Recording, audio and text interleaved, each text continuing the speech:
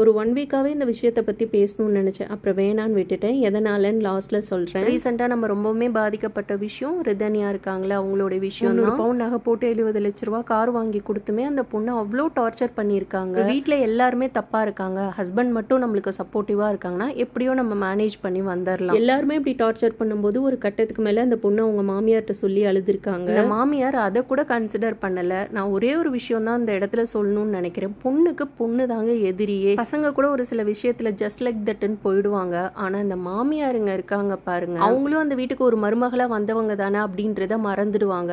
வரக்கூடிய மருமக ஏழையா இருக்கட்டும், பணக்காரங்களா இருக்கட்டும், லவ் மேரேஜா இருக்கட்டும், அரேஞ்ச்டு மேரேஜா, அந்த பொண்ணை ஒரு வேற வீட்டு பொண்ணாவே தான் பாக்குறது, ட்ரீட் பண்றது, அந்த பொண்ணுக்கு ஏதாவது செஞ்சாலும் அவங்களால ஏத்துக்க முடியாது. இதுல இன்னொரு ஒரு முக்கியமான விஷயம் என்னன்னா, இந்த மாமியாருங்களை விட 10 மடங்கு மோசமா இந்த நாத்தனாருங்க இருக்காங்க. நான் தெரியாம தான் கேட்கிறேன். இந்த நாத்தனாருங்களுக்குலாம் அவங்க கல்யாணம் பண்ணிட்டு போற இடத்துல மட்டும் அவங்களுக்கு மரியாதை வேணும், அவங்களுக்கு எல்லாமே பண்ணணும், யாராலையும் டிஸ்டர்ப் பண்ணக்கூடாது.